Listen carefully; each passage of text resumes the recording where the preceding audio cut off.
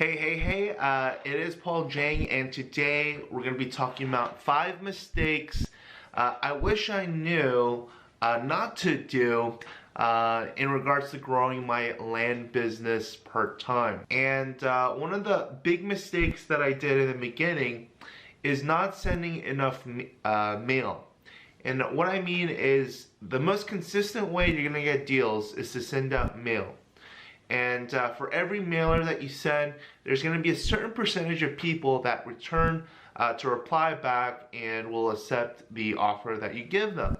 So if you're not sending out mail, you're not getting deals. So the first mistake that I really made was not sending enough mail.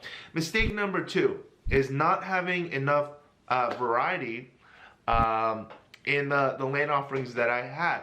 When you're researching your counties or the places that you want to buy your land in, if you're not researching in multiple counties or even multiple states, you might run out of potential deals, or at least a variety of things that you can offer when you resell it. When you have multiple properties in different areas at different price points, at different acreages and different accesses and all that, you just have a greater chance that something might sell. And when you have, more chances for a sale, that just means more potential profit for yourself. Okay, so that was mistake number 2, not having enough variety in terms of my inventory. I focused really on one county, and I made sales, but they were just slower than if I had a variety of different land available. So mistake number 3 was not marketing my property on all the different platforms. There's different places that you can market. Some of the most popular ones are land listing sites like land.com. They have multiple websites under their platform: Lands of America, Landwatch, Lands and Farm, and I think Lands of Texas is with them as well. So there's that. There's also Zillow and some of the other smaller land websites like Land Century or Land Flip. If you're kind of like on a budget and you're not able to market on these platforms, you can look at like Facebook Marketplace as a place to put on different lands that you might have for sale, and people have done really well with that. It just brings in a lot of tire kickers. Craigslist is another place kind of like Facebook Marketplace where you can put up property and you'll have to continuously put that property on those platforms. You'll get some tire kickers, but you might get a deal there.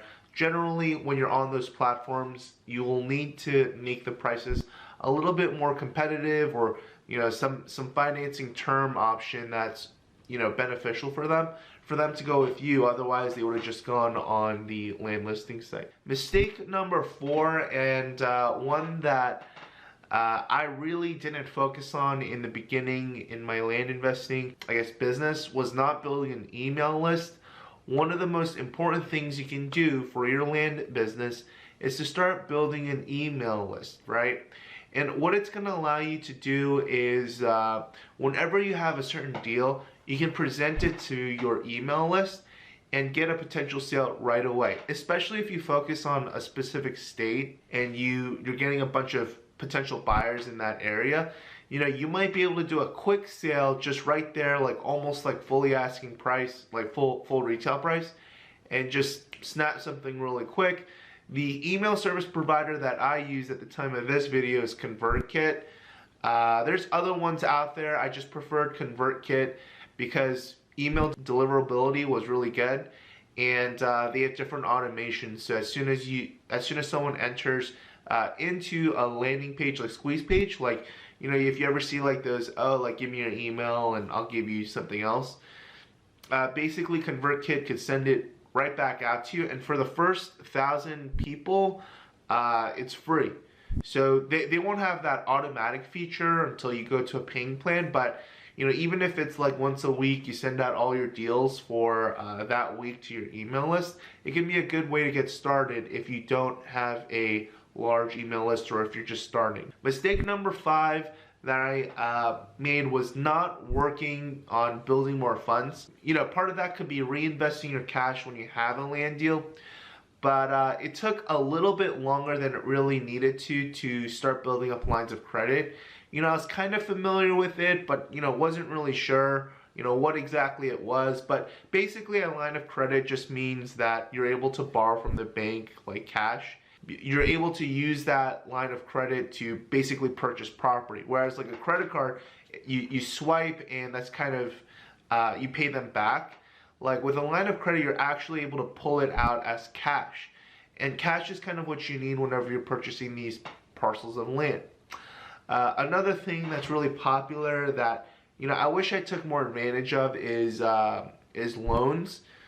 So, when my business was getting started, I didn't have like business credit or anything like that, but I could have gotten personal loans to kind of speed this up, speed up the process.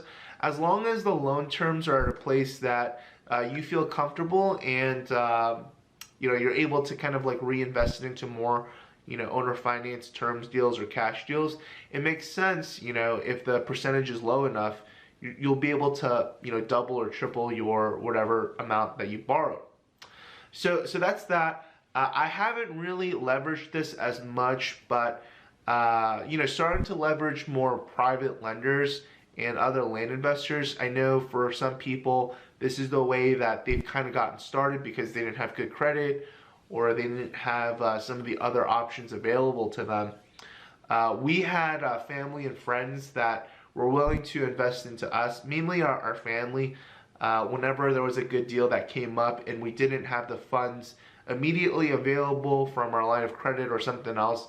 It was pretty rare that that was the case because we generally reinvested our money pretty quickly. But that was mistake number 5, not working on building more of those funds. So those are the 5 mistakes that I wish I knew kind of getting into this business that, if I focused on this a little bit more, it would have accelerated my growth. And, if you're doing this part-time, you just work on each of those stages, at your own pace. The most, important two being that you send out mailers to get your deals. And once you have your deals, starting to market that because that's kind of the bread and butter with it. You get your deals and you sell them. All the other stuff kind of just support that process, and there's just ways that you can, get the funds if you need them, or, some of the other stuff that you might be concerned about. The main important stuff is market, to mail your pieces and then market your property. This is Paul Jang, and if that helped you out, like and subscribe this video. If you enjoy things about wealth and building multiple streams of income, that's what this channel is mainly going to be about for those that want to get that financial freedom. If you have any questions, you can put them in the comments below.